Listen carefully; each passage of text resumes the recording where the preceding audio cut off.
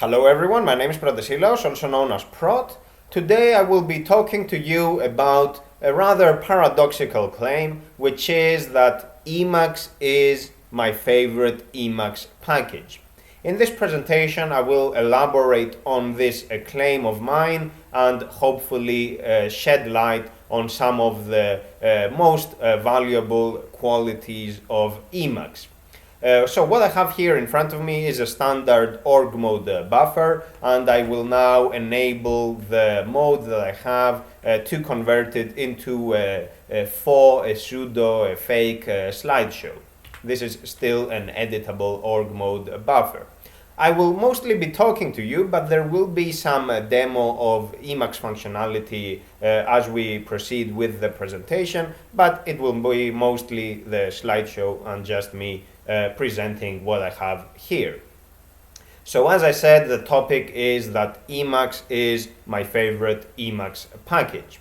And what prompted me to write about this issue and to talk to you about it is a recurring theme, a persistent question that I keep seeing in the Emacs community, which goes along the lines of what is your favorite Emacs package? There are other formulations, of course, such as which is the killer app for Emacs, and you know, of course, the likely candidates, or what is the one thing that makes Emacs indispensable to you. There are other formulations as well, but fundamentally this is the gist of it. I think that such questions can lead to valuable findings. They are very fruitful and interesting, and I truly believe that there is truth to be had, there is value to be found in the insights that we can draw from them. And I think by doing so, we can learn a lot in the process. So it's important to study those questions and whatever answers we may get from them, to them. Note, however, that this type of inquiry, this type of question, expects from us to engage in a certain analytical exercise that extracts an object from its environment, from its milieu. So we are asked to think about a package, an Emacs package, without the rest of the Emacs space. And this puts us in a frame of mind, in a certain mindset that I believe can miss the true value proposition of Emacs. So I wish to say that the problematic, as we say, the research question comes with the latent risk. It is always tricky.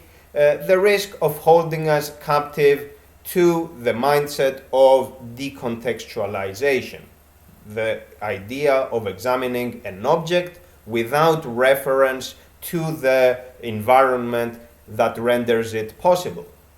So what I want to do in this presentation is to try to talk to you, to convince you that we need to think more about workflows that oftentimes may take us from one context to another, and I wish to say that this is preferable to focus on the workflows than to try to identify some clearly delineated set of functionalities, some silo of functionalities that is supposed to exist in its own without the rest of the Emacs milieu.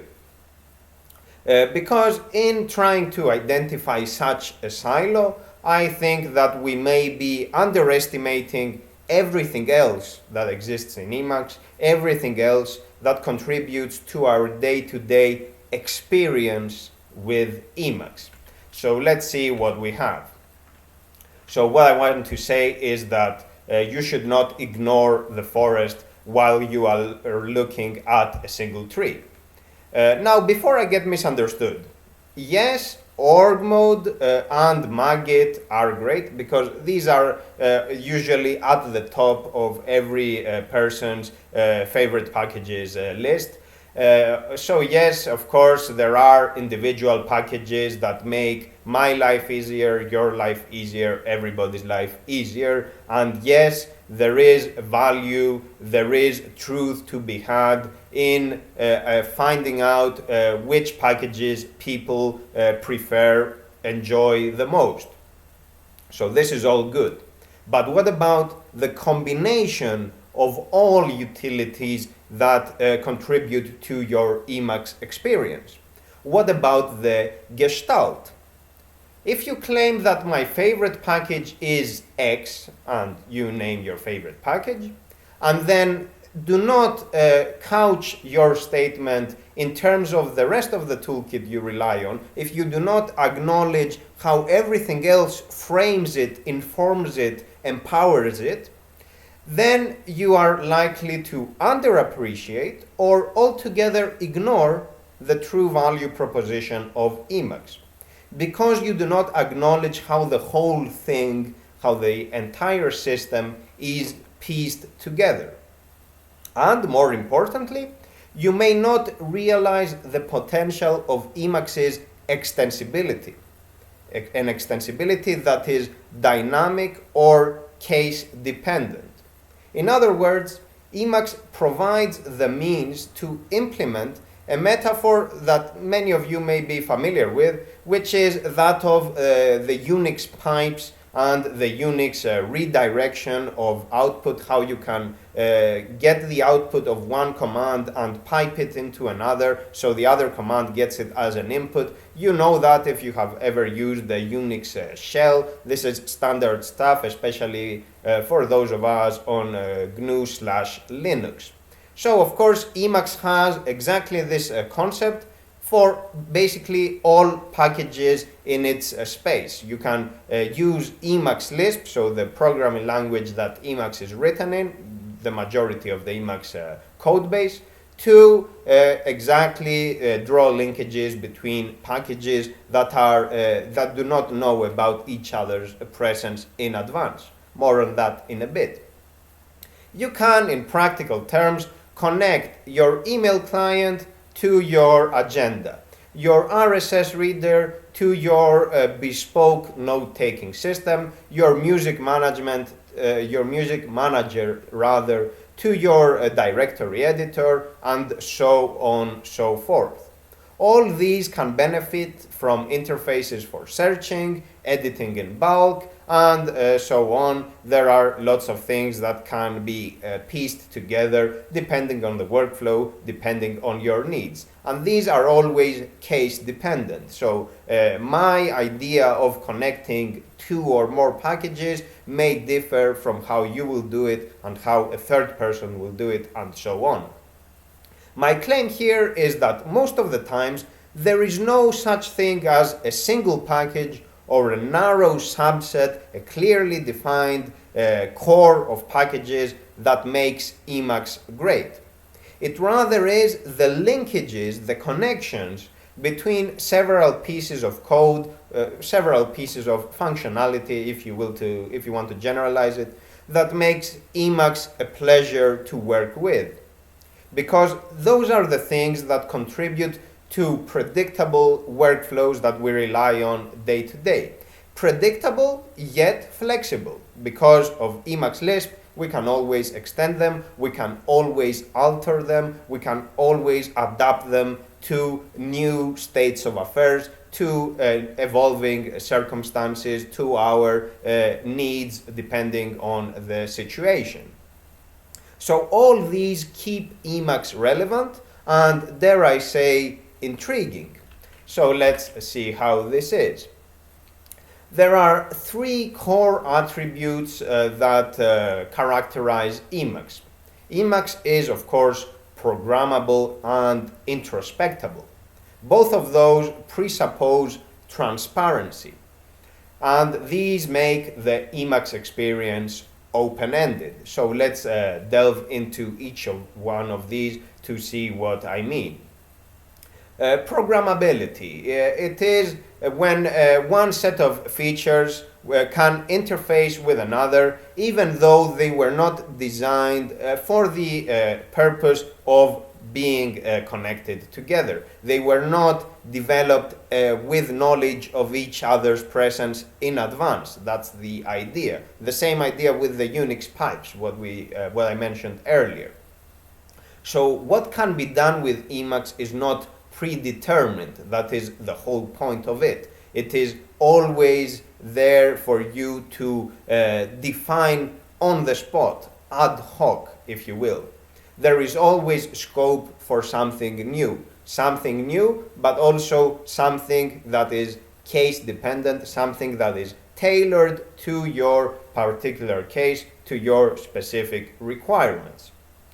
Introspectability. So Emacs is introspectable.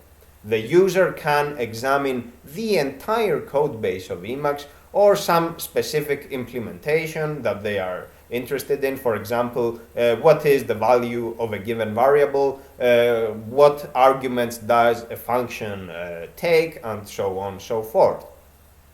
And this is further supported by a robust self-documentation set of facilities that Emacs provides, where it knows where one thing is a variable or a function and so on. If it is a minor mode and things of that nature, it gets updated on its own.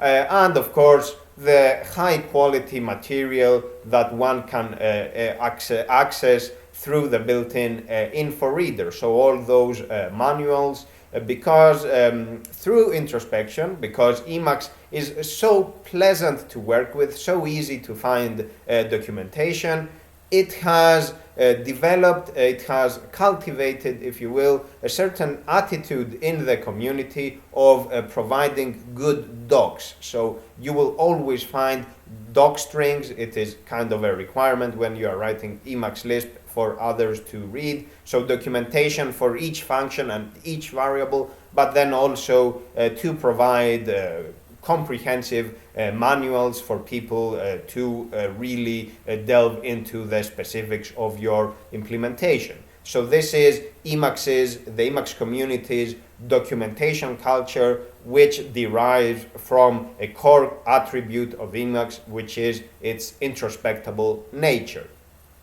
And these, of course, mean that Emacs is transparent. We are talking about a specific type of transparency here, which is that Emacs does not hide anything from you. It does not conceal its operations. It always is there for you to just check and see what happens. Virtually every case can be handled using the same language that the vast majority of the code base is written in, and this is Emacs Lisp. And of course, while studying Emacs, you can always benefit from the live evaluation of new code, so you can always just change a variable, evaluate it, and then see it in action. This is always possible. And of course, combined with the self-documenting nature of Emacs, transparency means that every single construct that makes up Emacs Lisp is there for you to study and to comprehend on your own just by using Emacs without trying to find results online or whatever. But this of course means that you can still do it, but Emacs provides everything for you. So with these, Emacs empowers you to make best use of its programmability. And of course, these all go together. These are analytical constructs for us to make sense. In practice, they coexist. You cannot separate them. And when considered together, of course, these engender a certain characteristic that defines the Emacs space, which is interconnectedness. The fact that different pieces of functionality link to each other. And we will see this further into the presentation. So first, let's do a quick demo of the introspectable nature of Emacs. We want to run a certain help command. There are lots of help commands in Emacs. They are all prefixed with the Control-H key.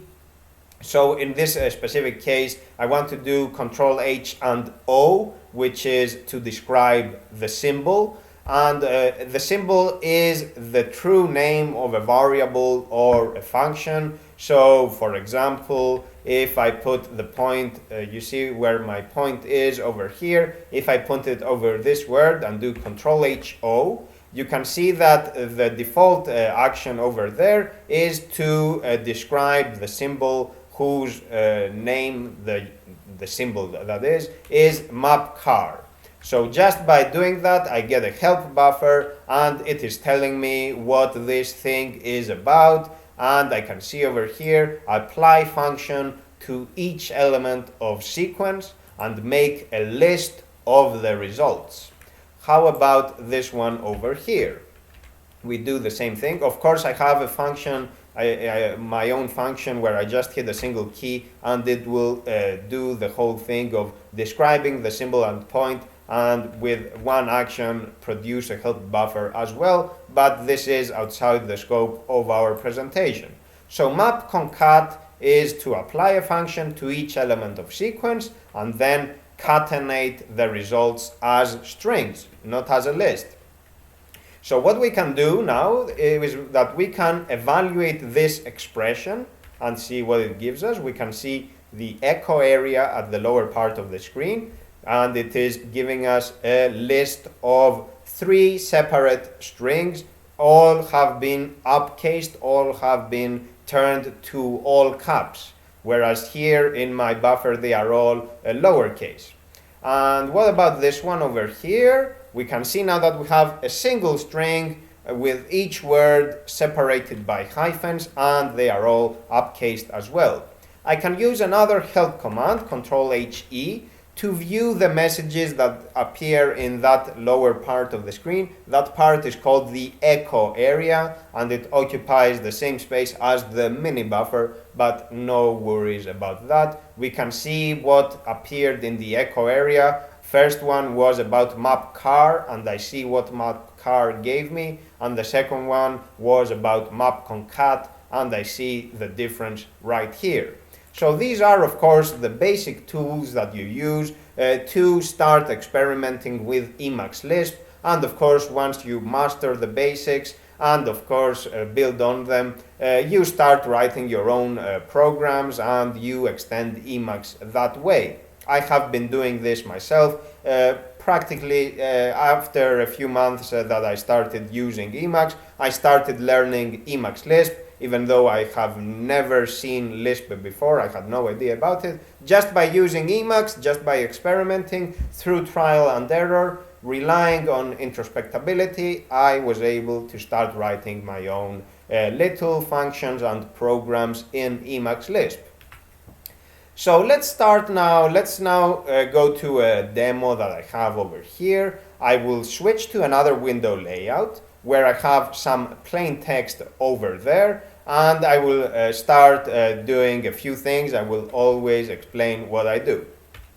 So I have over here a standard buffer. This is just plain text, lots of text over here, and over here there is a piece of text that looks like a file name. For completeness, let's just pop the buffer in the other window. I have removed lots of items, there are lots of them, but this is a buffer over here, and you can see there are lots of file names in it. And what I want to do now is I want to focus, to put the point over this file name and do Ctrl-H, Ctrl-X, Ctrl-F, which is the standard command to find the file, to visit a file, as we say in Emacs parlance. And by default, find file asks me to use completion, so to type or to just select a file from here. But if I use meta n, if I type meta and n, it will just give me the file at point. So it understands the thing here at point. So of course, this is a small piece of functionality, but an invaluable one, because you can see it in action. You see how I moved to another buffer. Let's do this again, and we go to another buffer. That's very interesting and very helpful. Let's do this over here. You can see over here that This is not a file name anymore, but it is part of a file name. So if I try this again and do meta n, it will again take me to that same file. Again, very helpful indeed. So now let's proceed with to see how this works. Let's jump to the buffer, the directory editor that includes this file. There is a standard command for that, dired jump. I bind it to a key. It doesn't matter which key this is, so that's why I'm not showing the keys at the lower part of the screen. If you need, I can always help you with that. Or you can check my .emacs, which I will link to in the description. But anyhow, now I am in a directory editor. So this is the standard directory editor that comes with Emacs. So far so good. Let's say that I want now to narrow the list or to match some items using a regular expression. I want to, what happened? Of course. I want to mark some files using a regular expression. Let's say that I only want to see economics, so this is no regular expression, but you get the idea. And what I want to do is I want to toggle the mark and then hit the letter K to remove the items from the list that are not pertinent to my search. Of course, if I hit G, I get back to the standard directory editor. So let's do this again. Toggle and then kill, and here we are. Now you can see, let's refresh the buffer. Let's say that I want to jump to a specific item. Imagine that this is a list that has, I don't know, 2,000 items. I just hit the letter J, and this asks me to jump to a file inside of the dired buffer using completion. So now I am benefiting from my completion framework, including my out of order pattern matching system. So for example, let's say that I want to jump to this file. You can see that there is stock market inflation. I can type inequality and then stock, for example, and you can see that it is the only match out of order. Okay, and of course these could be regular expressions and things of that nature, and you just jump to the file over there, and of course you can proceed to visit the file. Nothing fancy here. These are all basic things that exist in Emacs. Sorry, this is wrong. That's why I got confused. Let's fix it over here like this. So the idea here is that already you can see from this very basic demo, just a standard plain text file, just Control-X, Control-F, just dired. You see the basic things, and you can see already how all those things require different pieces of functionality. You may say that dired jump is, for example, a small thing, but it is something that you use all the time. You may underappreciate, for example, dired go to file, but when you have 2,000 files, you don't want to scroll through the list. You just want to hit the letter J and then with completion narrow down to the file in just a few keystrokes. That's invaluable. And of course I also used tab bar mode to switch between the window layouts. This thing over here, I have some bespoke code that hides the bar. I actually don't care about tabs, but use them as persistent window layouts. So you can see already how that works. Interconnectedness in the Emacs space.